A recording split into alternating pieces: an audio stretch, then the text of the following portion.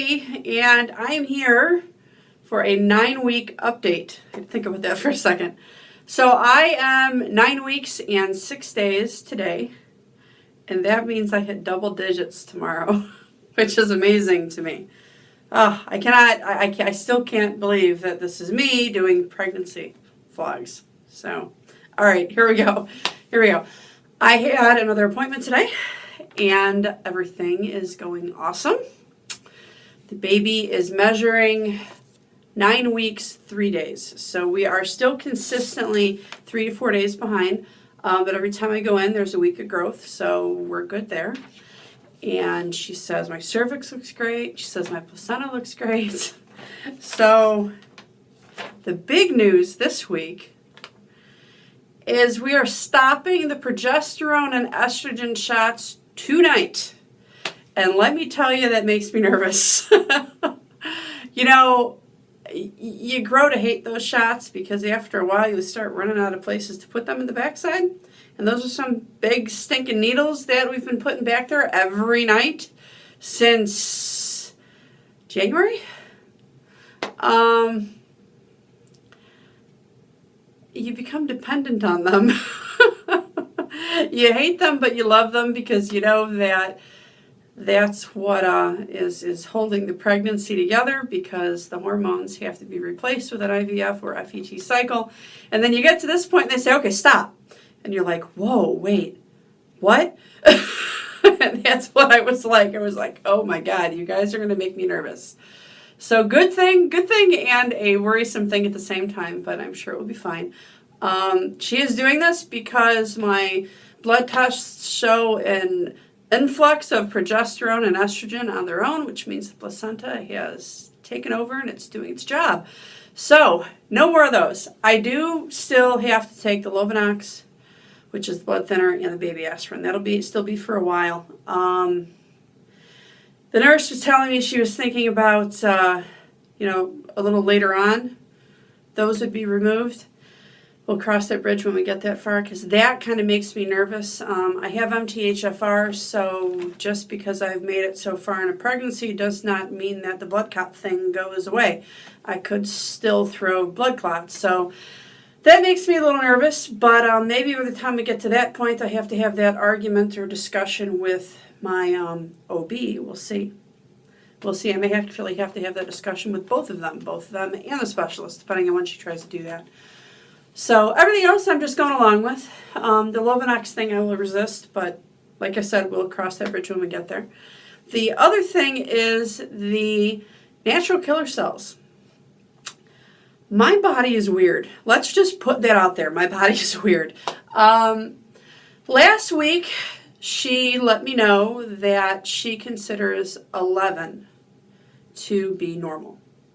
Anything 11 or under. I always thought it was 10 or under. She considers it to be 11 or under. She's a specialist. Okay, cool. Last week was the first time I had a little blip on the radar. It was 11.7 last week, and they were just going to watch it. I didn't get the actual number from her this week, but she said it was back down into the normal range. And I'm like, how did that happen? We didn't do another intralipids. Nothing got changed here. I wasn't sick last week. Nothing like that. So I don't know. That is just crazy to me, but I will take it. I will take it. I made a joke with a friend of mine. I said, if my body can do something in a strange way, it's going to do that way twice. It's just so strange. But we'll take it. The other thing is, speaking of natural killer cells, the other thing I'm on for that is dexamethasone, which is a low-dose steroid, and we are weaning that off this week. So I still have to take it this week, like every other day, and then when I get to Friday, that's my last dose, and then I'm off of that too. So after that, the only thing I will be on doctor-wise is Lovenox, baby aspirin, and metformin. And they've told me the metformin will probably only be till like mid-second trimester. So we'll see. We shall see. Other than that, the yolk sac. I've been mentioning that the last couple weeks. The yolk sac is still large. That's really the only concern we have left. The baby's growth is great. It's right on track. Everything looks awesome. She actually said my cervix looked great. But the yolk sac is still there. It is still large. It's the same size it was. And I mentioned, I think it was last week, that if you Dr. Google that, you're going to get like every spectrum from not a big deal to, oh my God. And I didn't really want to get into the details of that because I didn't want to freak myself out. I didn't want to freak anybody else out there out. But the fact of the matter is the one thing that caught my attention from Googling it is an enlarged yolk sac at like 9 or 10 or 11 weeks, most of the time, some of the time, can be a sign for chromosomal abnormalities. And I talked to the doctor this week, and without saying that I knew that already, I asked her some questions, and she did offer that information. So that she clarified that is confirmed. That is the reason why they kind of get a little worried about the enlarged yolk sacs. But we had PGD testing. So hypothetically speaking here, we should be good. She's not considering that to be a factor. She doesn't think that really qualifies for us, our case, because we did have the PGD testing. Now, granted, it's not 100%, but it is 98%. So the only thing you can really think of there is if there's any kind of chromosomal abnormality that science doesn't test for. Now, granted, science doesn't know everything. There are many people in this community, including myself, that have proved that. But we're just gonna go with it. She is not worried. She is not worried. She doesn't think that's a factor. It really shouldn't be a factor for us. And in many cases, unexplainably, it will just go away in a week. Literally, it will go from big to gone in a week. So hopefully that's what happens here. I had a personal friend say, maybe when they get you off the steroid, you'll see, the growth of the baby maybe catch up those couple of days behind, and maybe the yolk sac will go away too. So who knows? Who knows? That's really the only concern that's left. So we'll just see how it goes. The growth is great. Everything else is great. So there's really no signs of any impending doom, so to speak. So we'll just see. And that's that. That's that. Let me show you. I've got like a handful of notes here, so don't forget to tell you guys everything I wanted to say. The heartbeat is 163 this week. Last week it was 187. The week before that it was 160 something. I asked them if it varied a lot. She said it absolutely does. It's just like us, only theirs is obscenely faster than ours because it's a tiny little baby.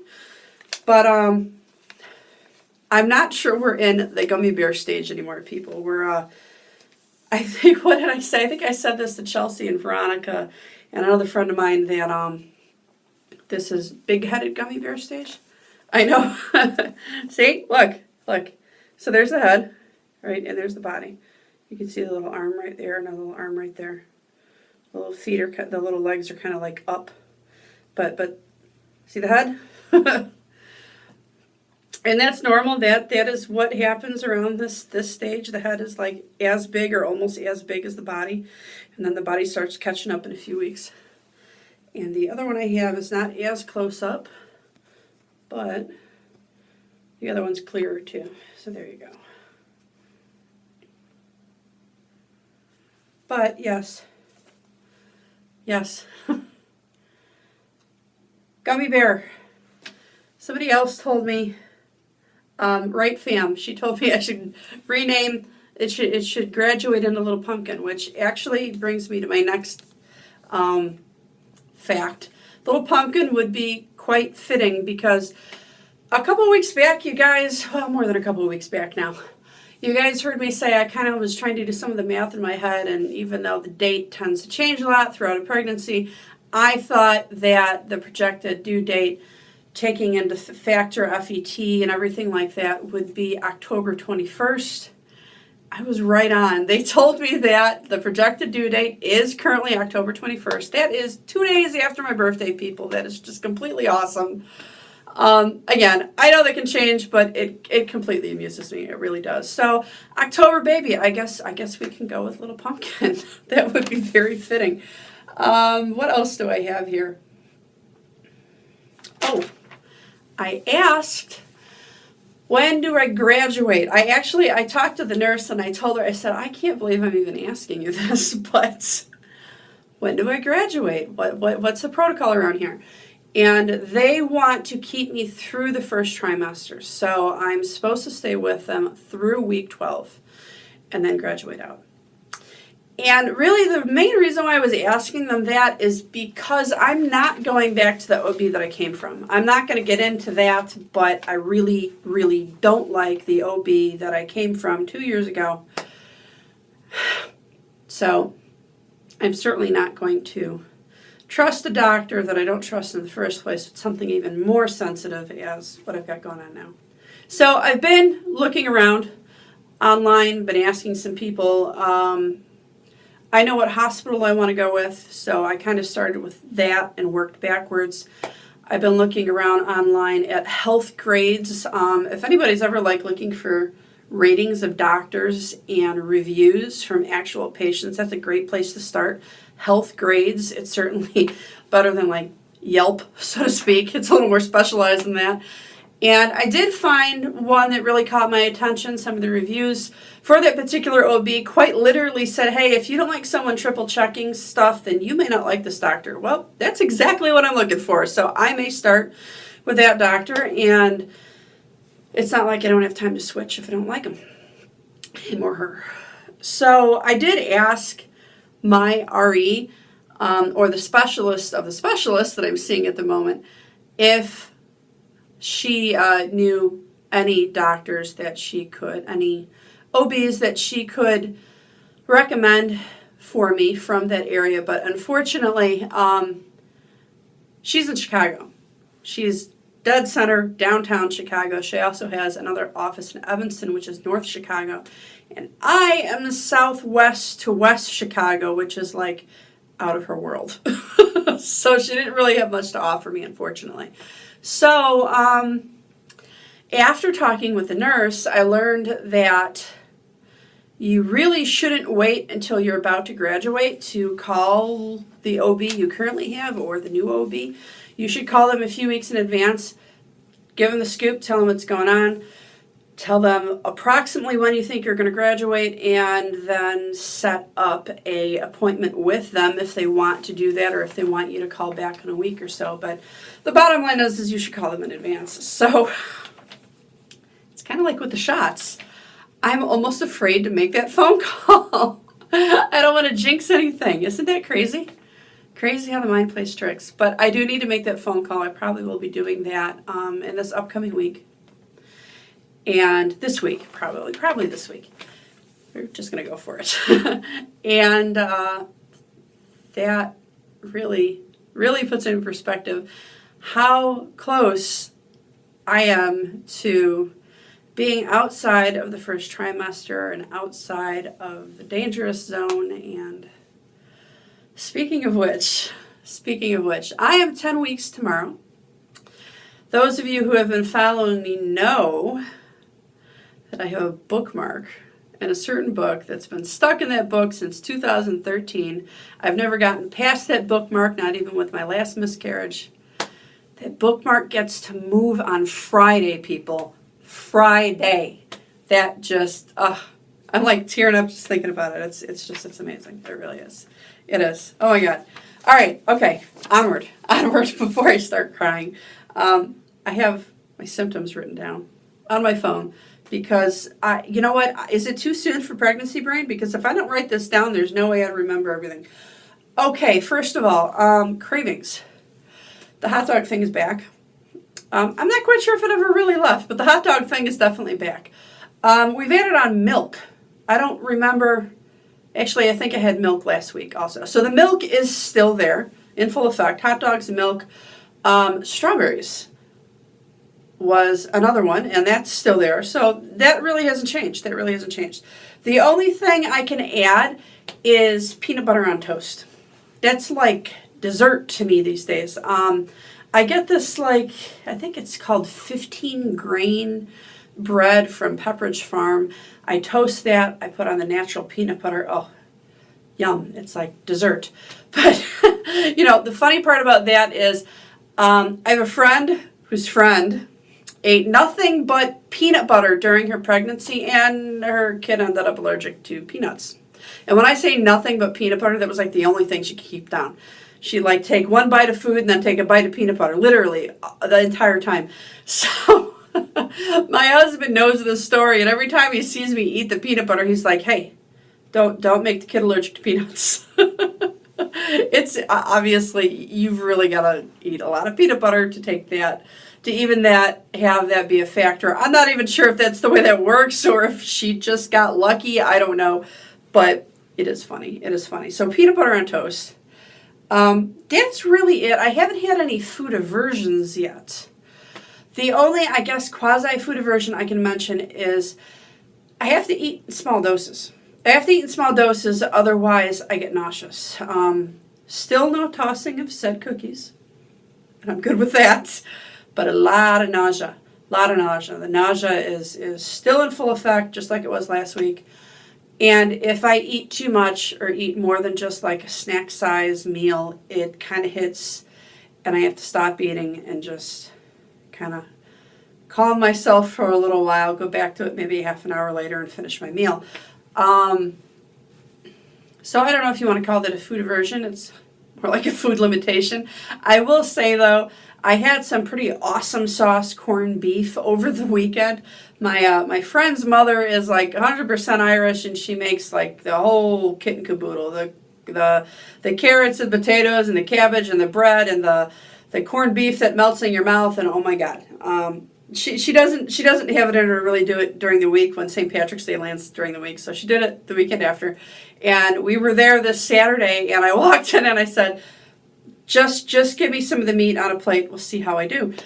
I knew I wanted the corned beef. It's amazing. So I didn't want to end up with the problem of not being able to eat very much. And the next thing I knew, I had like 3 plates of the corned beef. The corned beef was great. Had no problem with the corned beef. So we've come to the conclusion that the baby's Irish.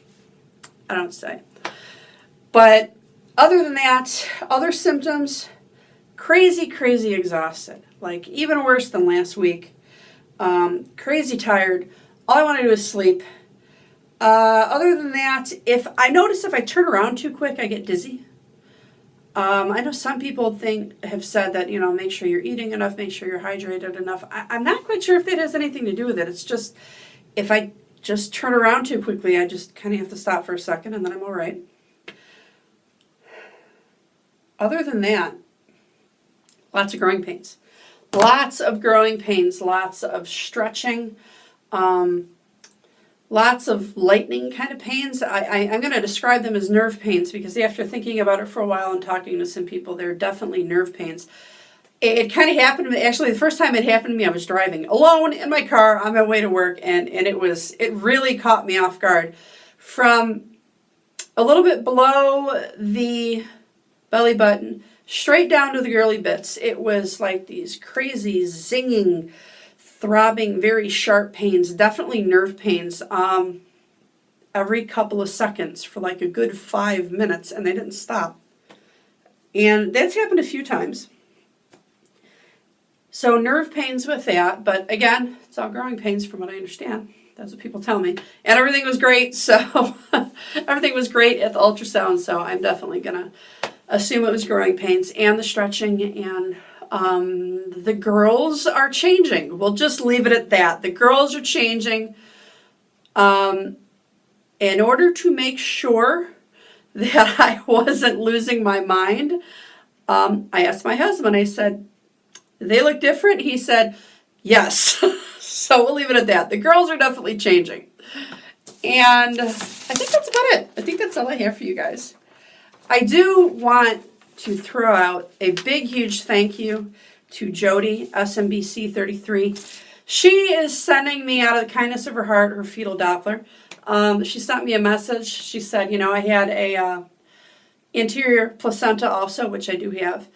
And having the Doppler and being able to hear the heartbeat whenever I wanted to helped, especially with not being able to feel the movement as soon as other people sometimes can. Sometimes that can happen with when you have an anterior placenta. So she said, it helped me. I wanted to help you. And she offered to send me her fetal Doppler, which I think is amazing. Thank you so much, Jody. That's it. That's it. I'm rambling. This is 20 minutes long. I'm rambling. Sorry, guys. But that is all I have for you. Next week, my appointment is not on Monday. It is on Wednesday. My next appointment is on April 1st. I will be 11 weeks and 1 day then. So you're not going to get a video next Monday. I don't know if I'll wait until I'm actually 11 weeks on Tuesday or if I'll wait until I actually have the appointment on Wednesday. But you will get a video sometime next week, but it's not going to be on Monday because my appointment is not on Monday. While I have these appointments, that's probably when I'm going to do these videos. And once I graduate to an OB and I have more normal appointments or more stretched out appointments, then I'll just pick a day. Probably go with either Monday or Tuesday. But for right now, I'm just going to I think I'm going to keep doing them on the days I have the appointment. So the next update will be on Wednesday, April 1st. All right, that's it, guys. Before I have to go, thank you to all the new subscribers. I keep gaining more subscribers lately, and that's amazing. I think it's awesome that you guys listening to me ramble. I appreciate all the support and all the comments and all the love. Couple shout outs out there. We've got Lisa just had her adorable baby girl. Congratulations to her. We just got news of a couple amazing pregnancies. Crystal, how amazing when things just work the way they're supposed to. I am so happy for you. There's another person, I don't want to mention her name because she's not part of the community. She doesn't put stuff out there, but I know she watches my videos. You know who you are. Congratulations to you. Friend of mine, she just got her BFP, an amazing BFP, by the way. Her numbers were like through the roof. What else? We've got a couple of girls out there that are literally ready to pop. Cannot wait for your little ones to be here. Cannot wait for your little ones to be here. And for the rest of you, I put something up on Facebook, and I really and truly mean it. 2015 has been an amazing start of a year for many of us, and I really, really hope that it continues on for the rest of you. It's your turns are coming soon. Do not quit. Do not quit. I cannot say that enough. Don't give up. You never know what's around the next door. All right, guys, I will talk to you later. Bye.